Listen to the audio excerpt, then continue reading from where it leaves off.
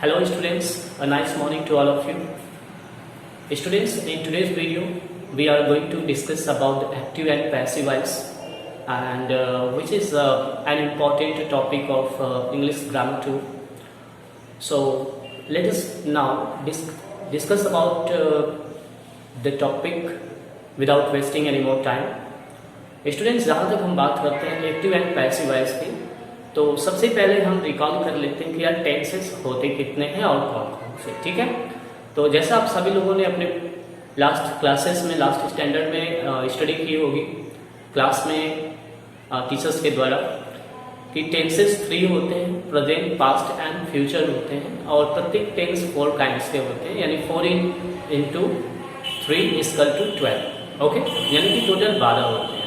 But यदि हम बात करते हैं एक्टिव एंड पैसिव वॉइस की, तो मुझे उम्मीद है कि आप लोगों ने अब तक टोटल 9 टेंस के जो काइंड्स हैं उन्हीं के एक्टिव पैसिव पढ़े होंगे। यद्यपि 12 के पढ़े हैं, देन आई थिंक ये बहुत बड़ी बात है आपके लिए।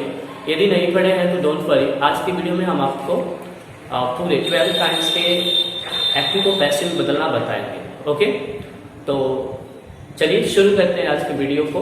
ओके, सो स्टूडेंट्स, जैसा आप सभी लोग जानते हैं कि आज की टॉपिक हमारे लिए काफ़ी इम्पोर्टेंट है, क्योंकि हम डिस्कस कर रहे हैं एक्टिव एंड पैसिव वॉइस की आज की टॉपिक में। ओके, तो सबसे पहले हम आपको बता दें, ओके, कि अभी जो है हम आपको एक टेबल बना देते हैं जिसे आप नोट डाउन कर लेंगे। ओके, और उसके बाद हम आपको एग्जाम्पल्स के थ्रू फॉर्मेट और स्ट्रक्चर बताएंगे, रूल्स बताएंगे, कैसे एक्टिव वॉइस को पैसिव में इजीली आप चेंज कर सकते हो। ठीक है, तो सबसे पहले देखिए इस टेबल को, काफी ध्यान से देखिएगा। ओके,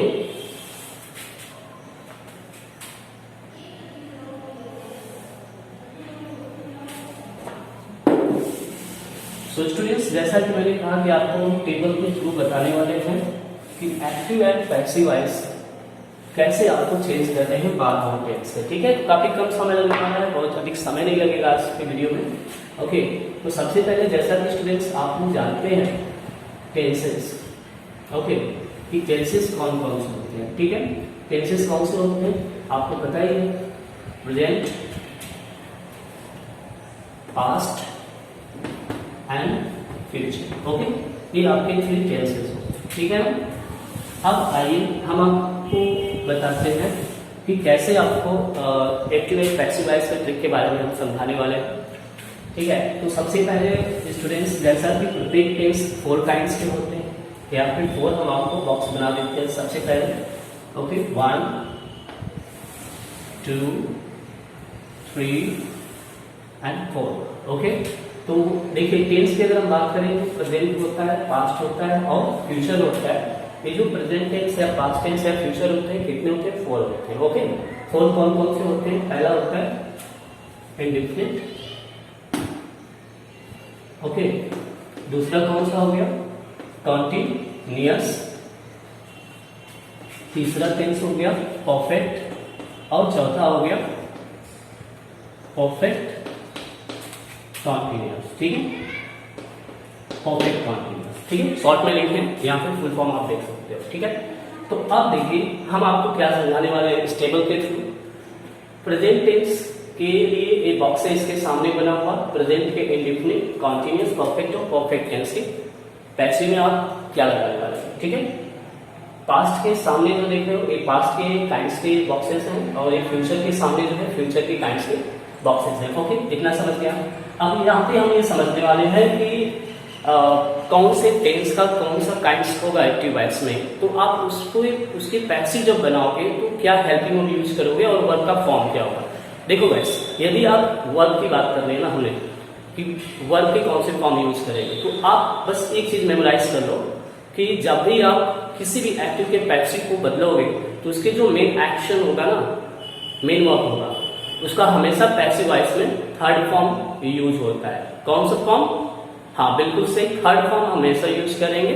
और रही बात हेल्पिंग वर्ब की, तो वो भी हम आपको यहाँ पे बताने वाले हैं कि यदि प्रेजेंट इंडेफिनिट में एक्टिव वॉइस है तो जब आप पैसिव वॉइस बनाइएगा तो उसमें हेल्पिंग वर्ब जो है इज यूज करेंगे, एम या are, I mean what, according to the number of the subject and person. Subject जो बनाएंगे नया पैसिव वॉइस में, उसके वो सिंगुलर है या प्लूरल है उसके अकॉर्डिंग, और या फिर उसके पर्सन बदल जाते हैं, जैसे फर्स्ट या सेकंड या थर्ड पर्सन, उसके अकॉर्डिंग आपको चेंज करना है, ठीक है। और रही बात मेन वर्ब की, तो मैंने पहले बता रखा है आपको कि थर्ड फॉर्म यूज करेंगे, ओके। नेक्स्ट है, यदि active voice present continuous tense में है तो उसके पैसिव वॉइस जब आप बनाओगे तो उसमें helping of is, being, am being, okay, या आर बीइंग यूज करेंगे, ठीक है। सिंपल सी बात है, याद कर सकते हो। और मेन वर्ब जो होगा उसका आपको पता ही है, थर्ड फॉर्म यूज करेंगे, ठीक है। नेक्स्ट है, यदि प्रेजेंट परफेक्ट टेंस का एक्टिव है, पैसिव में बनाना है तो उसमें हेल्पिंग ऑफ क्या यूज करेंगे, पैसिव में हैज बीन या हैव बीन यूज करेंगे, ओके, सिंपल है।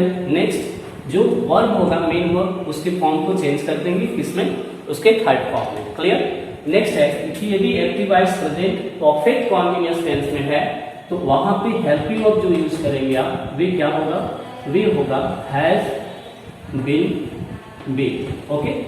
यदि प्लूरल सब्जेक्ट है भाई तो वहां पे हम लगाएंगे हैव बीन, बीन, ठीक है। और वर्ब क्या होगा, वर्ब का थर्ड फॉर्म। तो स्टूडेंट्स यहाँ पे हमने प्रेजेंट के प्रत्येक टाइम्स के एक्टिव वॉइस को पैसिव वॉइस में जब आप बदलेंगे तो उसमें क्या हेल्पिंग वर्ब लगेगा, वर्ब का कौन सा फॉर्म होगा, वो मैंने क्लियर कर दिया है, ठीक है। नेक्स्ट है पास्ट, ठीक है। जो पास्ट है, पास्ट इंडिफरेंट टेंस में एक्टिव वॉइस आ जाता है तो उसके जब आप पैसिव बनाओगे तो हेल्पिंग वर्ब जो है क्या लगेगा, वाज या वर लगेगा, वही सब्जेक्ट और पर्सन के अकॉर्डिंग, ठीक है, सब्जेक्ट के नंबर और उसके पर्सन के अकॉर्डिंग। मेन वर्ब का कौन सा फॉर्म लगेगा, बिल्कुल सही, थर्ड फॉर्म लगेगा, ठीक है। यदि पास्ट कॉन्टिन्यूअस टेंस में एक्टिव है तो हेल्पिंग वर्ब क्या यूज करेंगे आप, हाँ बिल्कुल सही, वाज, बीइंग या वर बीइंग यूज करेंगे, ठीक है। नेक्स्ट यहाँ पे वर्ब क्या होगा, थर्ड फॉर्म, ठीक है। नेक्स्ट है पास्ट परफेक्ट टेंस में। पास्ट परफेक्ट टेंस में यदि आपका एक्टिव वॉइस है तो पैसिव वॉइस बनाते समय आप हेल्पिंग वर्ब क्या यूज करोगे, यहाँ पे हैड बीन यूज करेंगे, एक ही हेल्पिंग वर्ब है, जो सिंगुलर सब्जेक्ट या प्लूरल हो उससे फर्क नहीं पड़ेगा। नेक्स्ट वर्ब का थर्ड फॉर्म यूज कर लेना, ठीक है। यदि पास्ट परफेक्ट कॉन्टिन्यूअस टेंस में एक्टिव वॉइस आ जाता है तो पैसिव बनाते समय हम क्या करेंगे, helping verb had been, been use कर लेंगे, ठीक है। और वर्ब का थर्ड फॉर्म यूज करेंगे, ठीक है। इतनी सी बातें नोट कर लीजिएगा। नेक्स्ट यदि फ्यूचर इंडेफिनिट टेंस में एक्टिव वॉइस आ गया तो पैसिव वॉइस बनाते समय आपको क्या करना है, हेल्पिंग वर्ब विल, बी या शैल, बी का यूज करना है, और जो मेन वर्ब होगा उसके थर्ड फॉर्म का यूज करना है, ठीक है। नेक्स्ट है फ्यूचर कॉन्टिन्यूअस टेंस में अगर एक्टिव वॉइस आ गया तो पैसिव वॉइस बनाते समय क्या करेंगे, helping verb will, be, being लगा लेंगे, जिसका आप जानते होंगे कि आप पैसिव नहीं बनाते बट बना सकते हैं, ठीक है। हेल्पिंग वर्ब बस जान लीजिए, उसके जरिए बना लेंगे। नेक्स्ट है शैल, बी, बीइंग लग जाएगा, ठीक है। नेक्स्ट वर्ब जो होगा उसके थर्ड फॉर्म का यूज कर लेंगे, ठीक है। नेक्स्ट आ गया फ्यूचर परफेक्ट। फ्यूचर परफेक्ट में यदि एक्टिव वॉइस है तो पैसिव वॉइस जब बनाएंगे तो हेल्पिंग वर्ब लग जाएगा आपका विल, हैव बीन, ठीक है, या शैल, हैव बीन लग जाएगा, ठीक है। और जो मेन वर्ब होगा उसको थर्ड फॉर्म में चेंज कर देंगे, ठीक है। नेक्स्ट है लास्ट है future perfect continuous tense. Future perfect continuous tense का अगर एक्टिव वॉइस आ जाता है तो पैसिव बनाते समय हेल्पिंग वर्ब में ध्यान रखना क्या लगेगा, विल, हैव बीन, बीन या शैल, हैव बीन, बीन, ओके। थोड़ा बड़ा बट सिंपल है, याद कर सकते हैं। मेन वर्ब का कौन सा form, third form. So students यहाँ पे मैंने आपको क्या बता दिया कि कौन से टेंस का, ओके, कौन सा टाइम्स एक्टिव वॉइस का होगा, तो आप पैसिव बनाते समय क्या हेल्पिंग वर्ब यूज करेंगे और मेन वर्ब का कौन सा फॉर्म होगा। तो इस वीडियो को पास करें थोड़ी देर के लिए और इसे नोट डाउन कर लेंगे, ठीक है। अब चलिए आगे हम आपको बताते हैं कि आप कैसे एक्टिव को पैसिव में चेंज करेंगे, ओके। एक सिंपल सा फॉर्मेट होता है, ठीक है, उसके जरिए आप चेंज कर सकते हैं। सिर्फ 4 सेंटेंस के जरिए हम आपको पूरे 4 to 5 सेंटेंस मान लीजिए आपको हम बताएंगे, जिसके जरिए आप पूरी तरह से अच्छी तरह से एक्टिव को पैसिव में बदलना सीख लेंगे। ठीक है, तो चलिए देखिए, सबसे पहले हम ले लेते हैं आपका पहला कौन सा टेंस होता है, प्रेजेंट इंडेफिनिट टेंस। ठीक है, प्रेजेंट इंडेफिनिट टेंस होता है। प्रेजेंट इंडेफिनिट टेंस के अगर एक्टिव वॉइस है तो पैसिव वॉइस बनाते समय आपको ध्यान देना होगा। ठीक है, जैसे है पहला हो गया असर्टिव सेंटेंस। ठीक है, असर्टिव सेंटेंस, तो असर्टिव सेंटेंस में भी क्या आता है, पॉजिटिव आता है और निगेटिव आता है। तो देखिए आप जैसे एक्टिव वॉइस ले लेते हैं, क्या है, सी इट्स मैन, तो आपने पहचाना ये क्या है, प्रेजेंट इंडेफिनिट का पॉजिटिव सेंटेंस असर्टिव का। ठीक है, तो अब यहाँ पे आपको किसको पहचानना है, सब्जेक्ट को और ऑब्जेक्ट को। यदि पहचान नहीं पता है तो यहाँ से क्वेश्चन कर लें आप, हु का, हु से जो आंसर आता है वे सब्जेक्ट हो जाता है। तो हु इज सी, सी क्या हो गई सब्जेक्ट, और व्हाट इट्स क्या आती है मैन, ये क्या हो गया आपका ऑब्जेक्ट।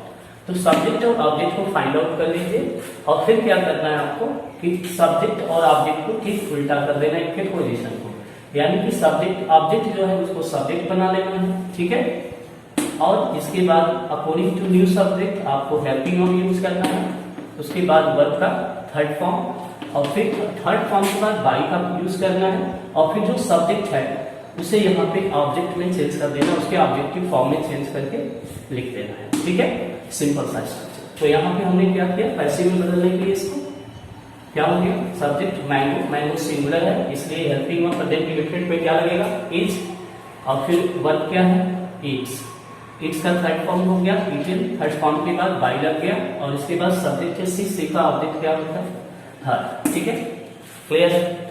यदि आपको नहीं पता है कि सब्जेक्ट का ऑब्जेक्टिव फॉर्म क्या होता है तो यहाँ पे मैं आपके लिए टेबल बना देता हूँ, इसे नोट कर लें। ठीक है, जैसे सब्जेक्ट है आई तो इसका ऑब्जेक्ट मी होता है, मी ऑब्जेक्ट है तो इसका सब्जेक्ट आई हो जाएगा। ठीक है, ही है तो ही का हिम हो गया, सी है सी का हर हो गया, दे है तो दे का देम हो गया। ओके, वी है वी का हर्ष हो गया, यू है तो यू का यू ही होता है ऑब्जेक्ट। ठीक है, इट है तो इट का भी इट ही हो जाएगा। और जैसे नेम्स वगैरह किसी चीज के आते हैं तो उनमें चेंज नहीं करते, नेम्स का नेम ही होता है। ठीक है, इतना आप लोग नोट कर सकते हैं, जिससे समझने के लिए आसान होगा आप लोगों के लिए। ठीक है, तो यहाँ पे स्टूडेंट्स आपको समझ में आ गया होगा कि किस तरह से आप असर्टिव सेंटेंस के, ठीक है, एक्टिव वॉइस को पैसिव में बदलेंगे। ओके, नेक्स्ट चीज याद रखिए कि अगर ये निगेटिव सेंटेंस हो जाता है निगेटिव, तो आपको क्या करना है, असर्टिव सेंटेंस का यदि निगेटिव हो जाता है तो आपको क्या करना है, जैसे एक एक्टिव निगेटिव का ले लेते हैं, जैसे हो गया she does not write storage. ठीक है, तो अब यहाँ पे भी who does not write, she subject हो गया, what does not write storage ही ऑब्जेक्ट हो गया। इसको उल्टा कर दीजिए, पहले क्या हो गया स्टोरेज, स्टोरी का प्लूरल स्टोरीज होता है, प्लूरल है तो आर हो गया। ठीक है, हेल्पिंग वर्ब आपने लगा ली। नेक्स्ट नाट है, हेल्पिंग वर्ब के बाद नाट को रख लो। वर्ब है राइट, राइट का थर्ड फॉर्म हो गया, रिटन थर्ड फॉर्म के बाद बाय लगा लिया, आपने बचा क्या सब्जेक्ट, सी का ऑब्जेक्ट क्या हो गया her, stories are not written by her, simple.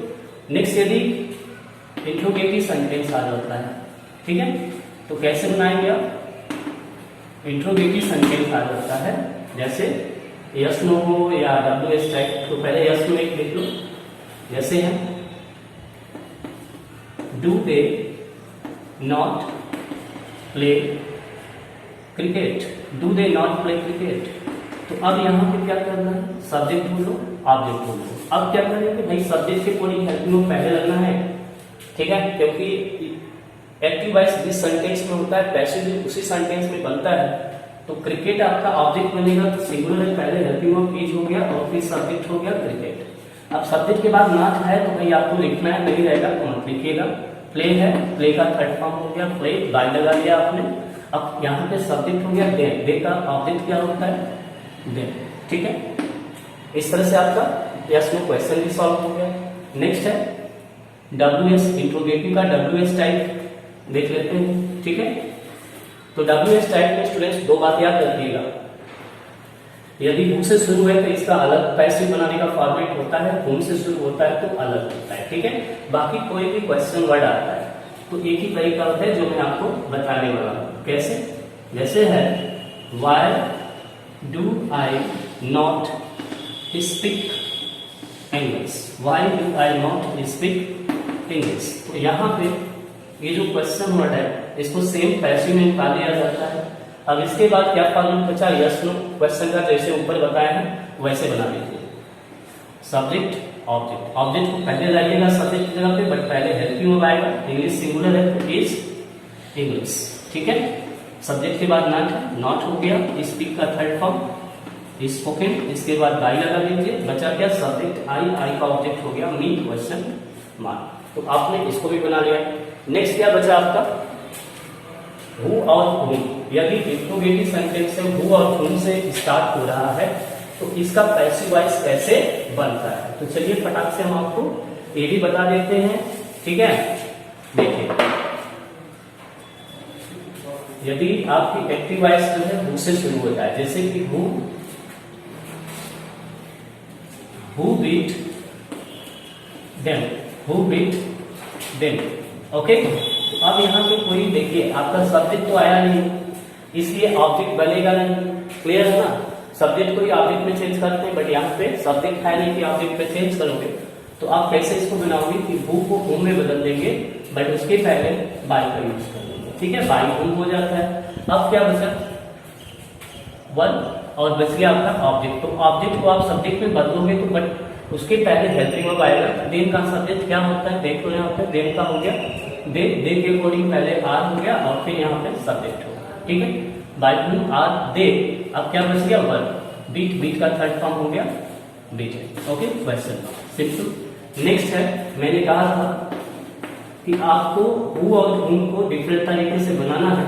Who आपने सीख लिया, यहाँ पे हुम है, हुम को कैसे बदलेंगे, हुम डज ही टीच, ओके। अब देखिए अब यहाँ पे सब्जेक्ट तो है बट यहाँ पे ऑब्जेक्ट नहीं है, क्वेश्चन कर रहा है हुम यानी किसको पढ़ाता है।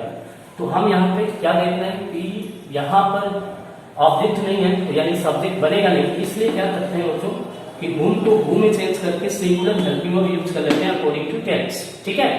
अब क्या बच गया आपका सब्जेक्ट और वर्ब। तो सब्जेक्ट का आपको ऑब्जेक्ट बनाना है तो वो बाद में देखेंगे, पहले क्या वर्ब, वर्ब टीच का क्या हो गया टॉट, और इसके बाद बाय लगा के सब्जेक्ट का ऑब्जेक्ट हो गया ही का हिम क्वेश्चन मार्क। तो देखिए स्टूडेंट्स आप किसी भी टेंस के काइंड्स में चले जाओ या किसी भी टेंस में चले जाओ तो उन सभी में असर्टिव और इंट्रोगेटिव सेंटेंस आता है। असर्टिव बोले तो पॉजिटिव एंड नेगेटिव सेंटेंस, और इंट्रोगेटिव बोले तो यस नो क्वेश्चन और WS टाइप ऑफ। तो इन सभी प्रकार के सेंटेंस, चारों सेंटेंस जो मैंने अभी आपको बताया, यदि एक किसी भी टेंस में है तो पैसिव बनाने का जो फॉर्मेट है जो आपको मैंने प्रेजेंट इंडेफिनिट का बताया सेम वही है।